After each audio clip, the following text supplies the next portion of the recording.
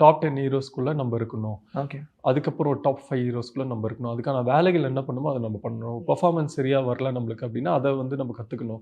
கதைகள் கரெக்ட்டா செலக்ட் பண்ண தெரியலன்னா, அதையும் நம்ம கரெக்ட்டா மேனேஜ் பண்ணணும் அப்டின்ற மாரி அதுக்கான வேலை அப்புறம் போக போக என்ன ஆயிடுச்சுன்னா, எனக்கு நானே ஒரு வருஷத்துக்கு 4 படம் பண்ற மாரி ஆயிடுச்சு. ஸோ எவ்ரி இயர் ஒரு 3 ஆர் 4 ஃபிலிம்ஸ் பண்ணிட்டே இருக்கும்போது, நம்ம நெனச்ச அந்த ஸ்கேலோ, இல்ல நம்ம நெனச்ச அந்த டார்கெட்டோ அச்சீவ் பண்றது ரொம்ப கஷ்டமா இருக்கும்.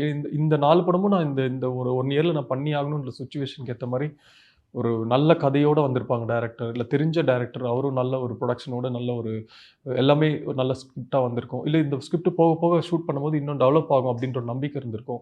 ஸோ அதெல்லாம் பண்ணும்போது இந்த ரேஸ நான் கொஞ்சம் ஓரமா வச்சுட்டேன். இந்த ரேஸ் ஓகே. அப்புறம் பண்ணுவோம் அப்டின்னு சொல்லிட்டு முதல்ல நம்ம ஒரு ஒரு அதுல ஒரு பெர்சனா இருக்கிறதுக்கு நான் வேலைய பண்ணணும்ல. ஸோ அத பண்ணுவோம் அப்டின்றதுல தான் ரொம்ப நாளாவே நான் டிராவல் பண்ணிட்டு இருக்கேன். என்னோட படம், இந்த படம் இத நான் ட்ரை பண்ணியிருக்கேன். இப்ப கமர்ஷியலா அடிச்சா 10 பேர் பறக்குறாங்க.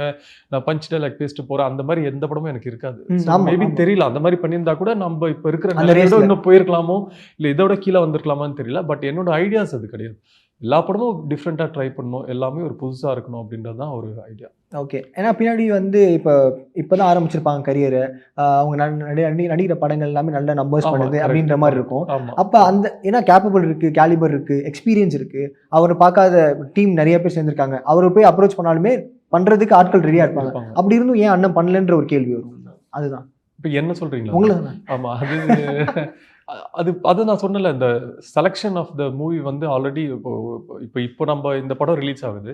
இன்னொரு 3 படம் கமிட் பண்ணியிருக்கேன். ஸோ 3 படமும் ஆல்ரெடி லாக்கா இருக்கு. இப்போ இந்த டைம்ல ஆல்ரெடி அவங்களுக்கு டேட்ஸ் குடுத்து நம்ம கெட்டப்ஸ்லாம் பிளான் பண்ணி இருக்கும்போது, இப்போ எனக்கு ரொம்ப ரொம்ப புடிச்ச ஒரு ஸ்கிரிப்ட் வந்தா கூட அவங்க வந்து அடுத்த நவம்பர், டிசம்பர் வரைக்கும் வெயிட் பண்ணணும். புரியுது. ஸோ அந்த அவங்க லைன் அவ்வளோ அப் நாள் பின்னாடி வரும். பின்னாடி வரணும். ஸோ அவங்க அவ்வளோ நாள் வெயிட் பண்ணுவாங்களா? இல்ல நம்ம அவங்கள அவ்வளோ நாள் வெயிட் பண்ண வைக்கிறதுக்கு தப்பா இருக்கும். தப்பா இருக்கும். ஏன்னா ஏதாச்சும் ஒரு படம் தப்பா பெரிய ஹிட் ஆகலாம். இல்ல கொஞ்சம் சுமாராவும் ஓடலாம்.